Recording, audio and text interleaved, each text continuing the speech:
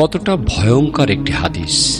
রাসূলুল্লাহ সাল্লাল্লাহু আলাইহি ওয়াসাল্লাম বলেছেন, যে ব্যক্তি অন্যের গুনাহ নিয়ে খোঁটা দেয়, আল্লাহ তাকে সেই গুনাহ না করানো পর্যন্ত মৃত্যু দিবেন না। তিরমিজি হাদিস, হাদিস নাম্বার 2505।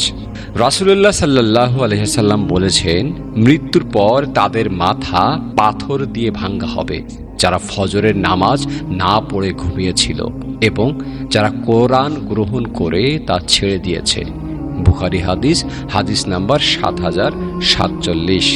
শুক্রবারের কিছু গুরুত্বপূর্ণ সুন্নাত: গোসল করা, পবিত্রতা গ্রহণ ও উত্তম পোশাক পরিধান, মিসওয়াক করা, সুগন্ধি ব্যবহার করা পুরুষদের জন্য, তাড়াতাড়ি মসজিদে যাওয়া, মসজিদে গিয়ে ইবাদাত ও নফল নামাজে ব্যস্ত থাকা, ইমাম যখন খুতবা দেন চুপ থাকা, জুম্মার নামাজের পর বেশি বেশি দোয়া ও জিকির করা, রাসূলুল্লাহ সাল্লাল্লাহু আলাইহি ওয়াসাল্লামের উপর দুরূদ পাঠ করা।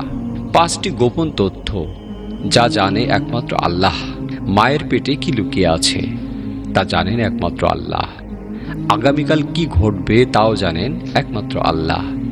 বৃষ্টিপাত কখন হবে তা আল্লাহ তাআলা ব্যতীত অন্য কেউ জানে না। কে কোন ভূমিতে মারা যাবে এটা আল্লাহ ব্যতীত অন্য কেউ জানে না। কিয়ামত কখন ঘটবে আল্লাহ ছাড়া কেউ জানে না। সহিহ মুসলিম, হাদিস নাম্বার 7379।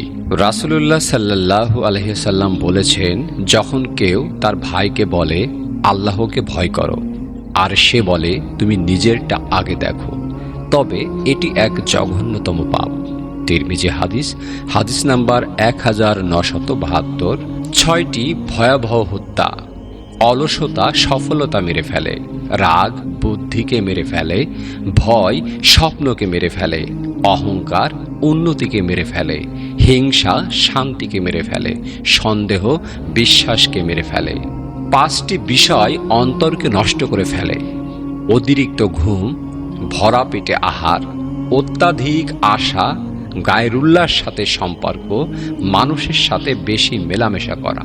আল্লাহ তাআলার 4টি রহমত যা মানুষ অপছন্দ করে: কন্যা সন্তান, বৃষ্টি, মেহমান, রোগ।